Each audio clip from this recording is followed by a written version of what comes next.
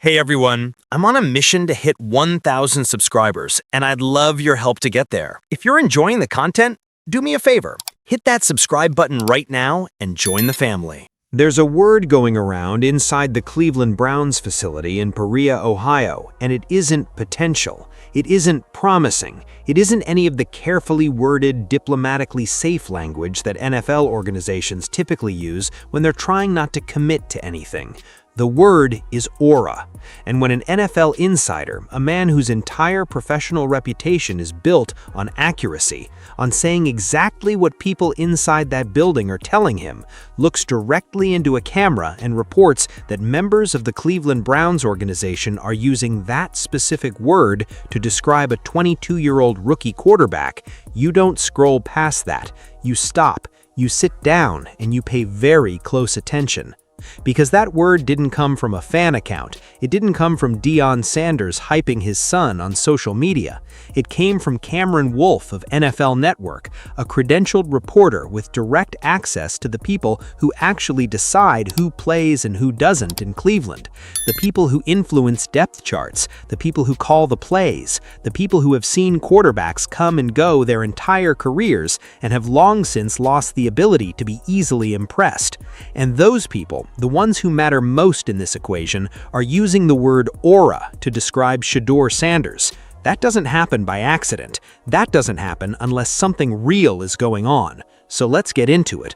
All of it, because the full story of what's happening in Berea right now is bigger, deeper, and more fascinating than most people are giving it credit.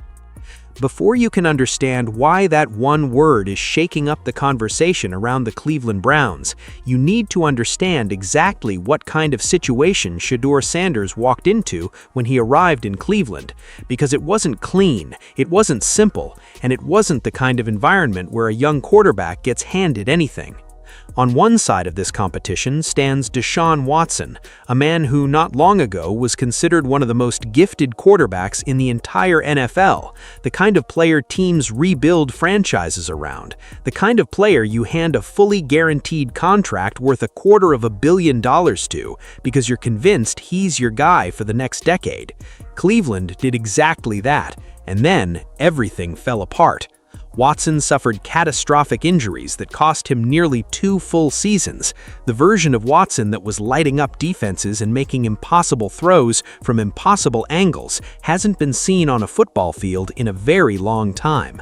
And now, in the summer of 2025, he's trying to pull off one of the most improbable comeback stories the league has ever seen, trying to prove that the body that's been through so much still has what it takes to be an elite NFL starter. On the other side stands Shedeur Sanders, a rookie, a 5th-round pick, the son of one of the most recognizable names in football history, and a young man who arrived in Cleveland carrying more baggage than almost any quarterback prospect in recent memory, and almost none of that baggage had anything to do with football. The draft slide was a spectacle in itself.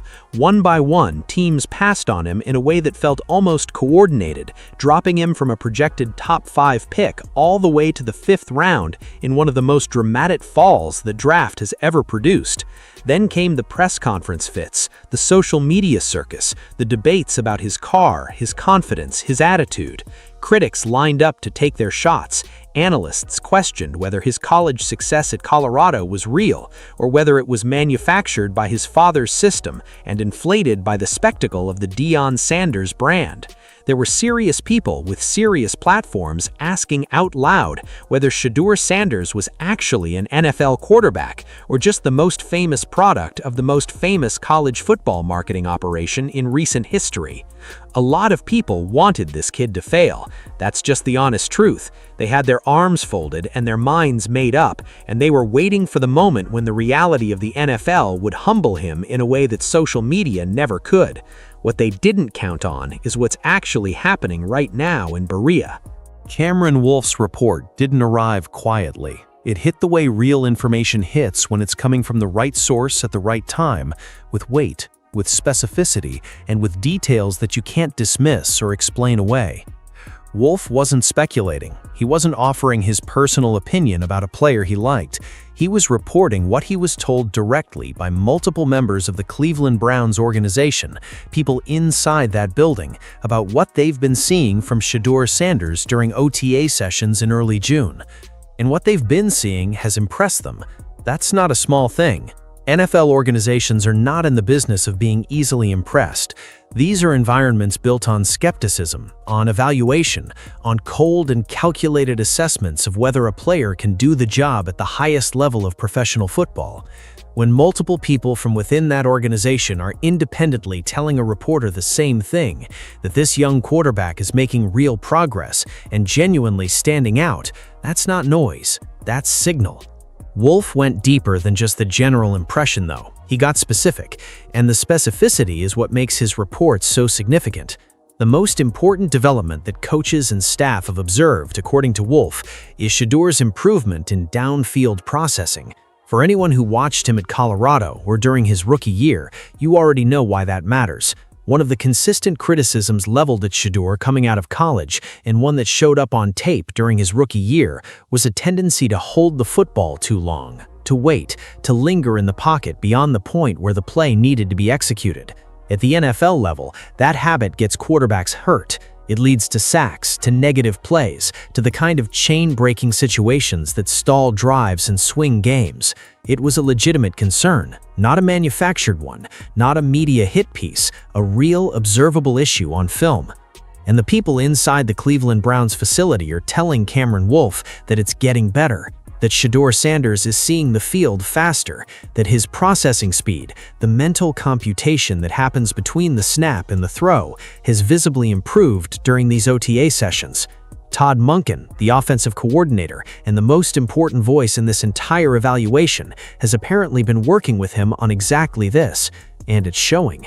That matters enormously, because the ability to absorb coaching and translate it into on-field improvement is one of the most reliable indicators of long-term success at the quarterback position. You can't teach football instincts, but you can teach processing habits. And a quarterback who actually listens, adjusts, and improves is worth far more than one who just has raw talent and no capacity to grow. Then Wolf said the thing that's going to echo for the next 2 months of this competition. He said, "There is something about this kid." He reported that someone inside the Cleveland Browns organization used the word aura to describe Shedeur Sanders, and that's when the entire conversation changed. Let's slow down on that word for a second, because it deserves more than a passing mention. Aura. In everyday language, it's almost a mystical term, something vague and ethereal, the kind of word you might see in a wellness article or a personality profile. But in the context of professional football, in the language of a locker room and a coaching staff, it means something very different and something very specific. The men using that word in Cleveland are not soft. They are not easily moved by personality or presence or the intangibles that get overhyped by people who've never been in an NFL facility. These are coaches who have dedicated their lives to the game, who have evaluated hundreds of quarterbacks, who have seen transcendent talents fizzle out and unheralded backups become legends. They have developed through decades of experience an almost clinical ability to separate what's real from what's marketing. They know the difference between a player who looks good in shorts during the summer and a player who has what it actually takes when the lights are on and the hits are real. When someone in that building looks at a 22-year-old quarterback and reaches for the word aura, when that's the best word they can find to describe what they're seeing, it means something. It means this player has something that doesn't show up on a completion percentage chart. It doesn't register on a PFF grade. It can't be measured by arm strength or release time or pocket mobility. It's the thing you feel when a quarterback walks into a huddle and the 10 men around him immediately feel more confident. It's the thing that makes a team play looser, play harder, play with a kind of belief that's almost impossible to manufacture.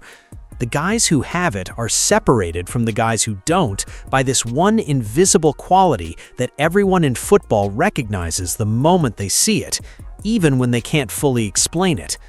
And people in the Cleveland Browns organization are saying Shedeur Sanders has it.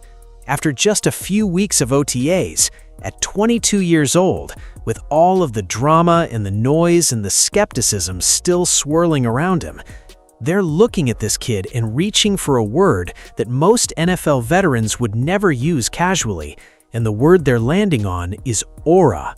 Wake up if you're still sleeping on this story. Here's something else Wolf revealed that people aren't talking about nearly enough, and it shifts the entire frame of this competition in a really important way.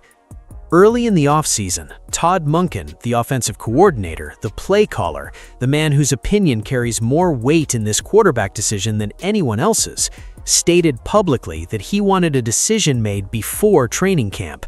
That was the original timeline. Evaluate during OTAs, make the call, go into camp with a clear starter and a clear direction. That timeline has been pushed back, and according to Wolf, the reason it's been pushed back is Shedeur Sanders. Let that land for a second. The Browns aren't dragging their feet because they're confused about Deshaun Watson. They're not extending the competition because neither guy has shown anything. They are extending this evaluation because a fifth-round rookie quarterback has performed well enough, impressed people deeply enough, and made a compelling enough case for himself that the organization isn't willing to make a decision and potentially close the door on what he's showing them. They want to see more, not because they're uncertain, but because what they're seeing is interesting enough that they want to keep watching. Wolf also noted the day-to-day rotation during Tuesday and Wednesday OTA practices. Watson leading the first-team offense one day, Shedeur taking over the next. Back and forth, no clear hierarchy established in the reps distribution. And when Monken himself stands up in front of cameras and says the competition is genuinely intense, that no one has separated themselves, you're not looking at a situation where the veteran is comfortably ahead and the rookie is just getting a courtesy look. You're looking at a real competition, a coin flip according to the people closest to it. And one side of that coin has a 22-year-old kid from Colorado who wasn't supposed to even be in this conversation after the way his draft night went.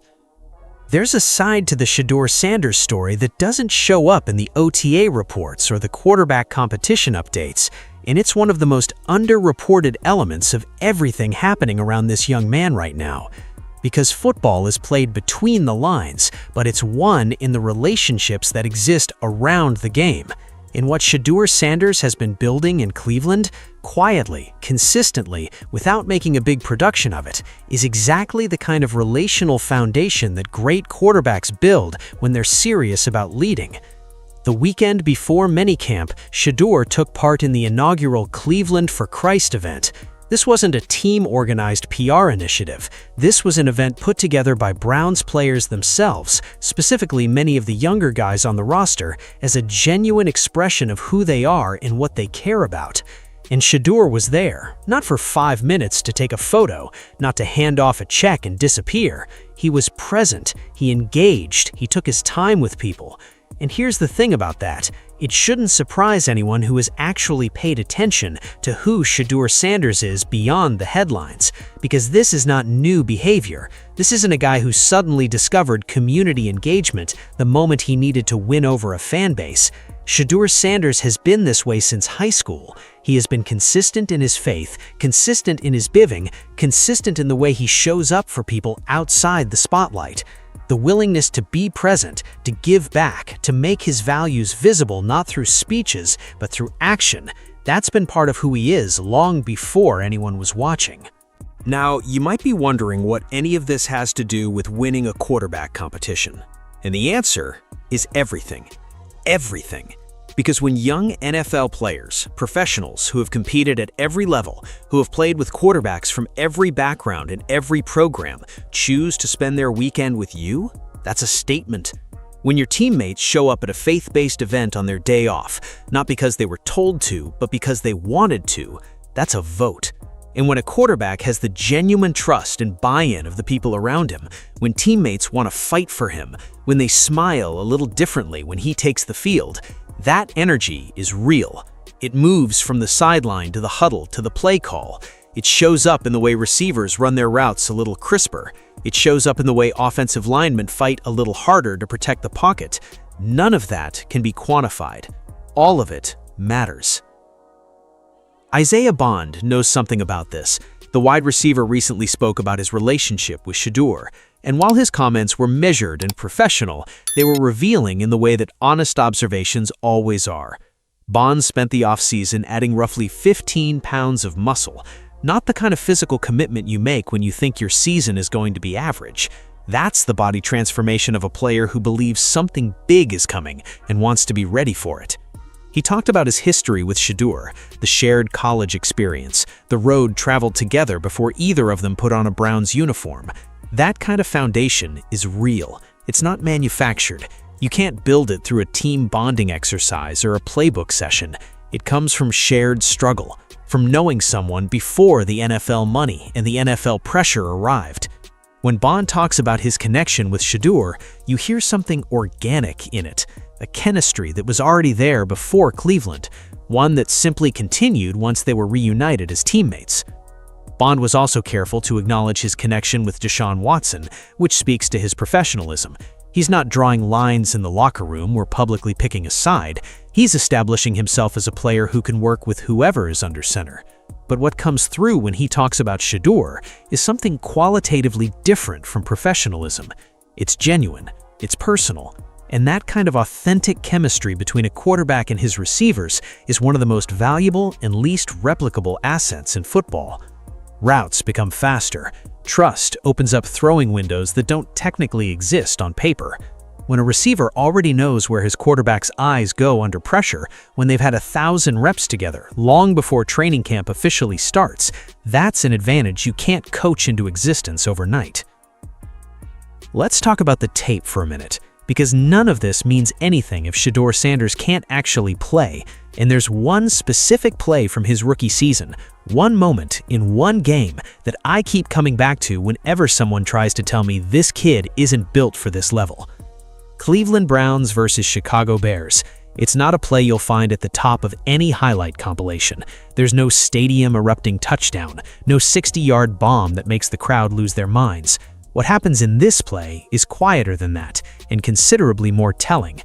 Shedeur Sanders takes the snap, and before he can even set his feet, a 300-pound defensive lineman wraps him up. Bear hug.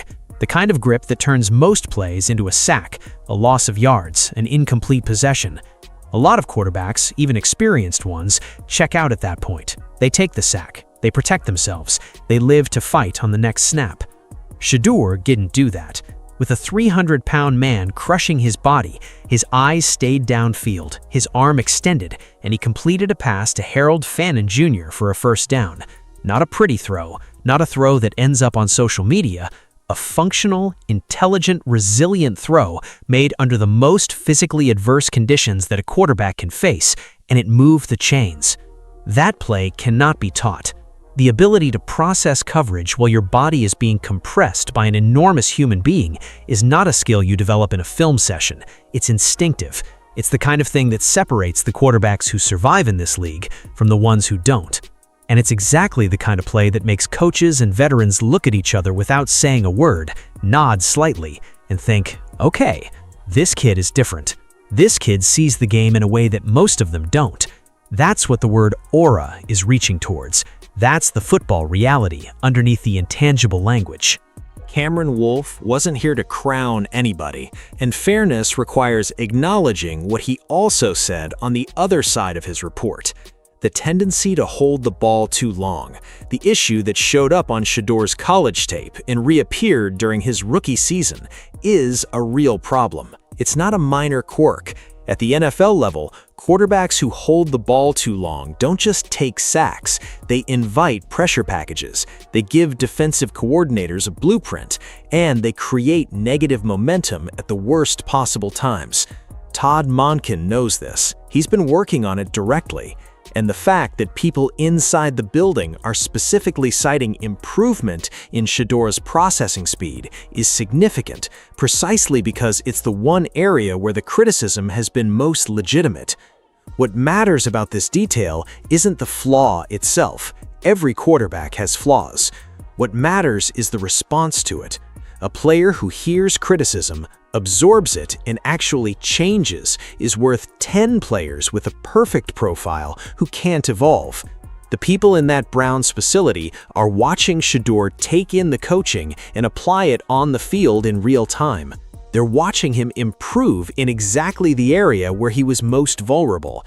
That's not nothing. That's actually one of the most encouraging possible things you can observe in a young quarterback, because it tells you that the ceiling on his development isn't fixed. He's still getting better, he's still learning, and he's doing it fast enough that the timeline for a QB decision in Cleveland has been extended specifically to keep watching him.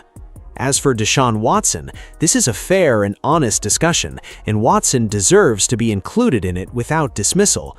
Reports indicate he's also had a solid OTA period, and that is genuinely meaningful. A man coming back from the kind of physical damage Watson has endured, putting in the work, showing up, trying to recapture what made him one of the best in the game, that's a real story and a real effort that deserves acknowledgement.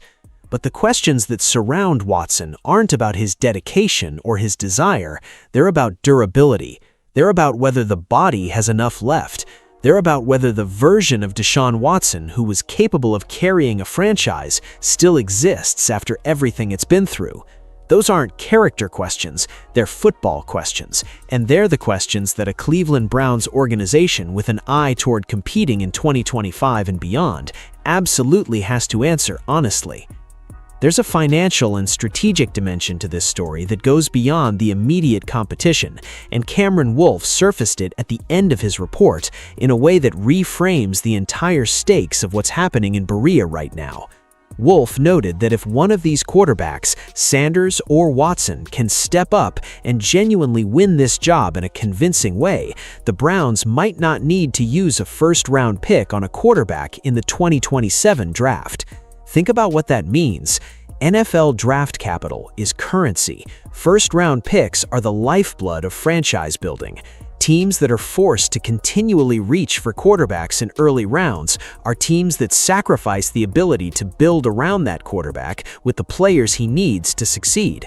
If Cleveland can walk away from this competition with a genuine franchise answer under center, a quarterback they can build around, plan around, invest around, they protect years of draft capital that other teams will have to spend trying to find what they already have.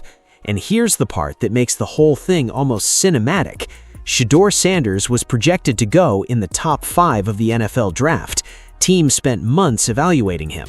The consensus was that he was a first-round talent, likely a very early first-round talent, and he fell all the way to the 5th round. Whether that was due to coordinated skepticism, off-field concerns, the politics of the draft process, or some combination of all of it, the result was that the Cleveland Browns acquired a potential franchise quarterback at what amounts to a fraction of the cost of what he should have been worth on the market. If that player becomes the answer in Cleveland, if Shedeur Sanders is the guy who ends this city's decades-long quarterback search, it will go down as one of the most lopsided value transactions in modern draft history. And the people inside that building are starting to think it might actually happen, not as a dream, as a realistic possibility, one that's getting more realistic with every OTA practice that passes. There's one more layer to this story that deserves direct attention because it's been bubbling beneath the surface of every Shedeur Sanders conversation since before he was even drafted, and it's time to address it clearly. The criticism that followed Shedeur into Cleveland wasn't purely football criticism. Some of it was, and the legitimate football concerns have been addressed, but a significant portion of the noise surrounding this young man had nothing to do with his ability to play the position. It had to do with how he carried himself, the clothes, the car, the confidence, the refusal to perform humility for an audience that seemed to demand it. The idea that this kid needed to be taken down a peg, needed to be put in his place, needed to learn some kind of lesson about knowing his role. And what's happened is the opposite of what those critics expected.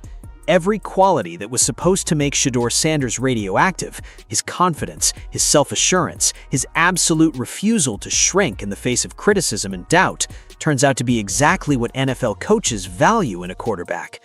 Because here's the truth about the position. You cannot play it afraid. You cannot play it small. A quarterback who walks into a huddle with uncertainty radiates that uncertainty to 10 other players who are counting on him to be certain. A quarterback who takes a hit and flinches, physically or psychologically, is a quarterback whose teammates eventually stop trusting. The mental architecture required to play quarterback in the NFL at a high level is exactly the architecture that Shedeur Sanders has always had. They called it arrogance. It was actually preparation. Even Darryl Rudolph, one of the reporters who was among the more skeptical voices surrounding Shedeur earlier in the offseason, recently made a statement that's worth paying attention to. Rudolph acknowledged that regardless of what he had previously thought about Shedeur's on-field performance, he could see that this young man genuinely aspires to greatness and has genuine belief in his ability to achieve it. That's a significant shift from one of the skeptics. And when the people who were most openly doubtful start adjusting their assessment, not because they were pressured to, but because what they're seeing doesn't match the narrative they had constructed, that's telling. That's the sound of a story changing in real time. Minicamp arrived from June 9th through the 11th, and with it came the first truly high-stakes evaluation of this competition. The soft structure of voluntary OTAs gives way to something more serious, more pressurized, more revealing. Every snap that Shedeur Sanders takes now is a snap that matters. Every throw is being analyzed, not just for accuracy, but for decision speed, for anticipation, for the ability to process and execute under conditions that increasingly simulate the real thing. Every choice he makes under duress, when the pocket collapses, when the coverage disguises itself, when the play breaks down and improvisation is required, adds to the body of evidence that the Cleveland Browns are assembling about who their quarterback should be. Shedeur Sanders doesn't need to manufacture anything for that environment. The aura that people in that building are describing isn't a performance he puts on when the cameras are rolling. It isn't something he switches on when the stakes get high. It's simply who he is, built through years of playing the game at every level, through years of being his father's son and finding his own identity within that, through years of showing up for teammates and communities and relationships with the same consistency whether anyone was watching or not. When Isaiah Bond talks about their chemistry, he's describing something that was forged long before Cleveland. When coaches tell Cameron Wolfe that this kid has something undeniable about him, they're pointing at the same thing. The quarterback competition in Cleveland is still wide open. No decision has been made. Deshaun Watson is still in this, still competing, still fighting to prove that everything he's been through hasn't taken what made him great. That fight is real, and it deserves respect. But the story of this offseason, the story that keeps finding its way into NFL Network reports, that keeps coming up in the words of scouts and coaches and teammates, is the story of a young man who was counted out before he ever put on a professional uniform, who showed up in Cleveland without the fanfare or the draft position that his talent warranted, and who has responded to every doubt and every dismissal, not with words, but with work. The kid with the aura is still making his case. In Berea, the evaluation continues, and if you've been dismissing Shedeur Sanders, if the 5th-round pick made you write him off, if the draft night drama made you conclude this was over before it started, you might want to look again, because the people inside that building aren't dismissing him. They're watching, they're impressed, and what they're seeing is getting harder to ignore with every single day that passes in that facility. Cleveland is paying attention. The rest of the NFL is starting to. Maybe it's time you did too.